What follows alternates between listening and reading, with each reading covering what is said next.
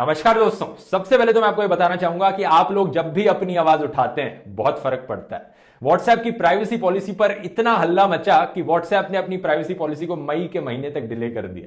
तो जो फरवरी 8 की डेडलाइन थी अब वो नहीं रही।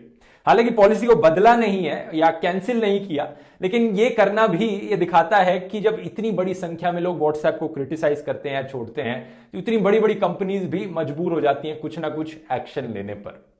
दूसरी बड़ी खबर यह है कि अर्नब गोस्वामी की एलिजिडली व्हाट्सएप चैट लीक हो गई है। इन चैट्स में कुछ घर की बातें, अर्नब की पर्सनल लाइफ की बातें, ये सब लीक नहीं हुआ है, बल्कि इन चैट्स में कुछ ऐसा है जो पूरे देश को कंसर्न करता है, पूरे देश को हिलाकर रख देगा। अगर ये किसी डेवलप्ड कंट्री में ऐसा लीक हुआ होता तो पूरे हफ्ते भर मीडिया में टॉप हेडलाइन चल रही होती है इसकी, लेकिन हमारे देश में मेन स्ट्रीम मीडिया ने इसे ना के बराबर कवरेज दी है। कितने टीवी न्यूज चैनलों में आपने इसके बारे में सुना है? ना के बराबर। क्यों है ऐसा? शायद इसलिए क्योंकि मेन स्ट्रीम मीडिया को डर है इन चैट्स में कुछ ऐसा ना निकल जाए वो जो उन्हें खुद भी एक्सपोज करता हो। BARC, broadcast audience research council, जो ऑर्गेनाइजेशन इंडिया में रिस्पॉन्सिबल है TRP देने के लिए, इस ऑर्गेनाइजेशन के पुराने CEO पार्थो दास गुप्ता जी, एलिजिडली इनकी चैट लीक हुई है अर्नब गोस्वामी के साथ। कैसे लीक हुई है चैट्स? द हिंदू अखबार के अनुसार ये व्हाट्सएप चैट्स मुंबई पुलिस की 3400 पेज की सप्लीमेंट्री चार्जशीट का हिस्सा है जो मुंबई पुलिस ने फाइल करी थी एलिजिड TRP स्कैम की इन्वेस्टिगेशन के दौरान। अगर आपको TRP स्कैम के बारे में डिटेल में जानना है, मैंने इस वीडियो में बताया एग्जैक्टली क्या एलिज किया गया है, कैसे काम करा है वो। आई बटन पे क्लिक करके आप इस वीडियो को पहले देख सकते हैं या फिर लिंक नीचे आपको डिस्क्रिप्शन में मिल जाएगा। इनिशियली पहले जो व्हाट्सएप चैट है 500 पेजेस की ये लीक करी गई थी, लेकिन अब खबर में आया कि ये पूरी की पूरी 3400 पेजेस की चार्जशीट ही लीक कर दी गई है। तो इस चार्जशीट में ना सिर्फ व्हाट्सएप चैट्स हैं अलग अलग लोगों के साथ इस एक्स CEO की, बल्कि ईमेल्स भी हैं और बाकी सारी इंफॉर्मेशन है जो भी पुलिस ने कलेक्ट करी है अपनी चार्जशीट में लिखी है। अब एक सवाल यहां पर आप शायद मुझसे पूछोगे कि मैंने पिछले वीडियो में कहा था व्हाट्सएप चैट तो एंड टू एंड एन्क्रिप्टेड होती है, तो कैसे लीक हो सकती है? अब याद रखिए, मैंने कहा था एंड टू एंड एन्क्रिप्टेड होती है। मतलब क्या है इसका? जो इंसान मैसेज भेज रहा है और जो इंसान मैसेज रिसीव कर रहा है, उन दोनों को तो ये मैसेज दिखेगा ही। तो एक तरीका हो सकता है कि पुलिस ने इस चैट को पार्थो दास गुप्ता जी के फोन से ले लिया हो, क्योंकि पार्थो दास गुप्ता जी अभी करंटली अंडर अरेस्ट हैं पुलिस के। तो अगर पुलिस को उनका फोन मिल गया होगा, उनके फोन को एक्सेस कर पाई होगी पुलिस, तो सिंपली फोन खोलकर वहां से व्हाट्सएप चैट निकाली जा सकती है। अगर इस तरीके से पुलिस ने चैट्स एक्सेस नहीं करी तो एक दूसरा तरीका हो सकता है व्हाट्सएप के गूगल ड्राइव या iCloud के बैकअप्स के द्वारा। याद होगा आपको, मैंने दीपिका पादुकोण वाले वीडियो में बताया था कि अगर आप व्हाट्सएप चैट्स का बैकअप लेते हैं गूगल ड्राइव या iCloud पर, तो वो backup end to end encrypted नहीं होता, उसे आसानी से हैक किया जा सकता है। तो अगर पार्थो दास गुप्ता जी ने ये किया था अपनी व्हाट्सएप चैट के साथ, तो पुलिस आसानी से उसे एक्सेस कर सकती है। तो चांसेस बड़े हाई हैं कि मुंबई पुलिस ने इन दोनों में से ही एक तरीका इस्तेमाल किया होगा इन व्हाट्सएप चैट्स को एक्सेस करने के लिए। TRP स्कैम की हेयरिंग चल रही थी दोस्तों बॉम्बे हाई कोर्ट में, और बॉम्बे हाई कोर्ट ने डिसीजन लिया कि अगली हेयरिंग की डेट 29 जनवरी को होगी। उसी के बाद ही ये व्हाट्सएप चैट्स लीक करी। कई लोग स्पेक्युलेट करते हैं कि ये काम मुंबई पुलिस ने खुद ही से ही किया है, लेकिन अभी हमें ये नहीं पता चला है कि ये लीक एग्जैक्टली किया किसने। दूसरा सवाल यहां पर ये उठता है कि ये जो व्हाट्सएप चैट इस लीक में दिखाई जा रही है, ये एक्चुअली में सच भी है या नहीं है? ऐसा हम फॉर श्योर कैसे प्रूव कर सकते हैं कि ये चैट्स एक्चुअली में ऑथेंटिक हैं और ये एक्चुअल कॉन्वर्सेशन है जो अर्नब गोस्वामी ने पार्थो दास गुप्ता को करी थी? इसकी बात मैं वीडियो में आगे करूंगा दोस्तों। पहले हम बात करते हैं कि इन व्हाट्सएप चैट का कंटेंट क्या है। अगर ये व्हाट्सएप चैट लीक सच है दोस्तों, तो ये कुछ बहुत ही माइंड ब्लोइंग चीजें एक्सपोज करते हैं। आइए एक एक करके देखते हैं इनमें क्या पाया गया है। पहली चीज ये पाई गई है, एलिजिडली अर्नब गोस्वामी को बालाकोट एयर स्ट्राइक्स के बारे में पहले से ही पता था, उनके होने से भी पहले। 23 फरवरी 2019 को अर्नब गोस्वामी ने चैट में लिखा, something big will happen, government is confident of striking in a way that people will be elated, exact words use. यानी अर्नब गोस्वामी ने एलिजिडली लिखा है कि सरकार बड़ा कॉन्फिडेंट फील कर रही है कि हम इस तरह से जवाब देंगे कि लोग खुश हो जाएंगे, कुछ बड़ा करेंगे हम यहां पर। ऐसी इंफॉर्मेशन दोस्तों देश के टॉप मिलिट्री सीक्रेट्स में आती है और अर्नब गोस्वामी को यह चीज अपेरेंटली 3 दिन पहले से ही पता थी।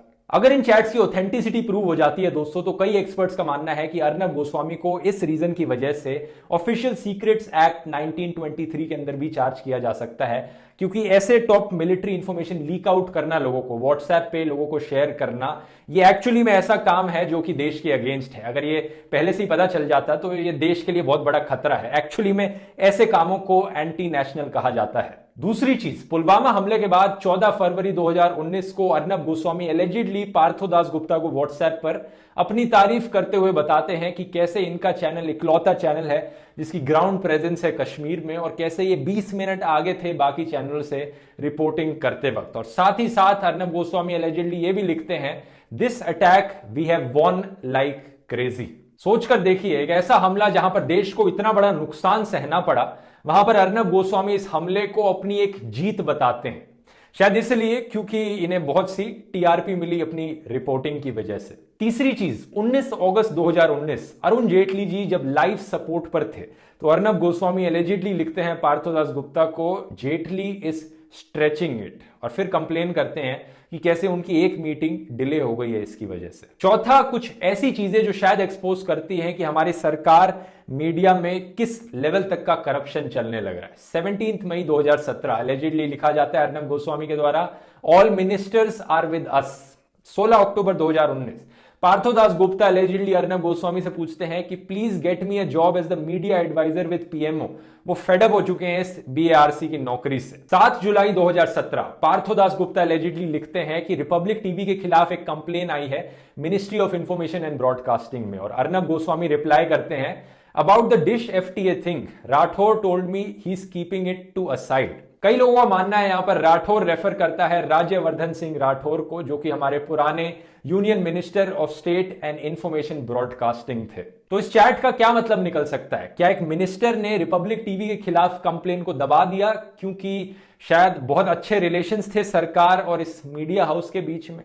कई लोग ये अलेज करते हैं यहां पर। इसके बाद जब स्मृति ईरानी जी नई आईएंडबी मिनिस्टर बनी थी तो उसका भी रेफरेंस किया गया है चैट में कि कैसे स्मृति ईरानी को यहां पर इनवाइट किया जाए। अगली चीज, अर्नब गोस्वामी को आर्टिकल 370 हटाने के डिसीजन के बारे में भी पहले ही पता चल गया था एलिजिडली, क्योंकि व्हाट्सएप चैट्स दिखाती हैं कि कैसे 2019 में अर्नब लिखते हैं एलिजिडली कि इन्होंने अपने 50 crew members Jammu and Kashmir में भेज दिए हैं 3 अगस्त को, 2 दिन पहले जब ये मेजर अनाउंसमेंट करी गई थी। चैट्स ये भी इशारा करती हैं कि अर्नब गोस्वामी 2 दिन पहले allegedly national security adviser Ajit Doval से मिले थे आर्टिकल 370 के हटने से पहले, तो इन्हें पहले से ही इसकी खबर हो गई थी। इसके अलावा ये चैट्स ये भी दिखाती हैं कि अर्नब गोस्वामी ने बाकी जर्नलिस्ट के लिए किस तरह के शब्दों का इस्तेमाल किया।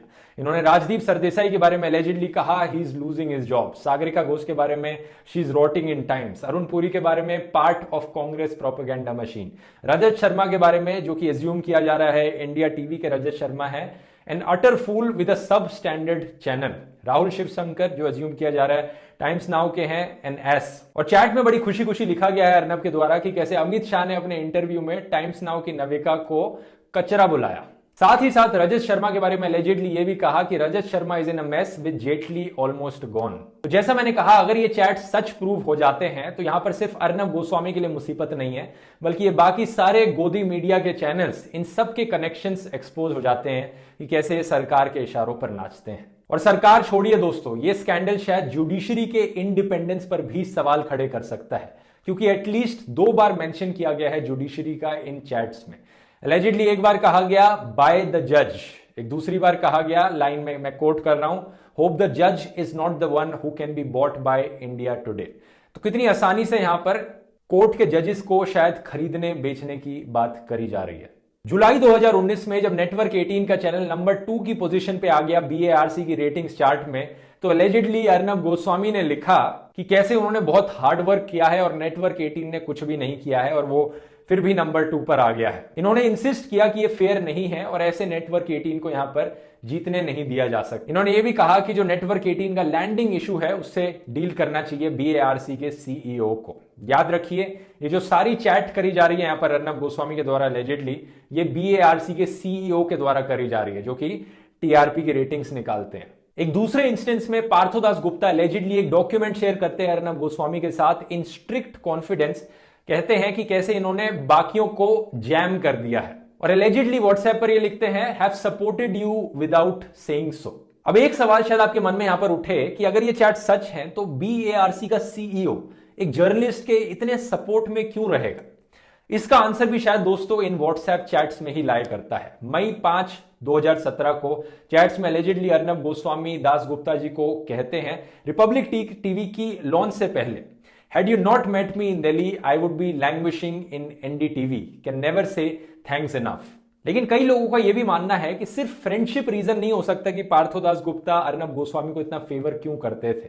कई लोग कहते हैं कि ये इसलिए भी था क्योंकि अर्नब गोस्वामी का बहुत इन्फ्लुएंस था सरकार के अंदर, प्राइम मिनिस्टर्स ऑफिस के अंदर तक। जैसा कि हमने पिछले एग्जाम्पल्स में देखा कि कैसे अर्नब गोस्वामी को सारे latest updates, top military information पहले ही पता थी, और कैसे पार्थोदास गुप्ता ने रिक्वेस्ट करी थी अर्नब गोस्वामी से कि वो उन्हें नौकरी दिला दें पीएमओ के मीडिया एडवाइजर के तौर पे। अलेजिड टीआरपी स्कैम से रिलेटेड एक और भी चीज है इन चैट लीक्स में। 2018 में एक डिस्कशन चल रही थी telecom regulatory authority of India TRAI और INB मिनिस्ट्री के बीच में कि ऐसा प्रपोजल बनाया जाए कि जो DTH ऑपरेटर्स हैं वो एक चिप इंस्टॉल कर दें सेट टॉप बॉक्सेस में लोगों के घरों में जाकर, जिसे इस्तेमाल किया जा सके लोगों का वॉच टाइम बिहेवियर जानने के लिए कि कौन सा चैनल कितनी देर के लिए देखा जा रहा है, और ये सारा डेटा ऑटोमेटिकली कलेक्ट किया जा सके। तो सिस्टम को कैसे इंप्रूव किया जा सके टीआरपी मेजर करने के लिए। चैट्स में दास गुप्ता अर्नब गोस्वामी को एलिजिडली कहते हैं कि वो अपने इन्फ्लुएंस का इस्तेमाल करें और रूलिंग पार्टी के लीडर्स को कहें कि ये जो नया प्रपोजल लाया जा रहा है इसे हटा दें।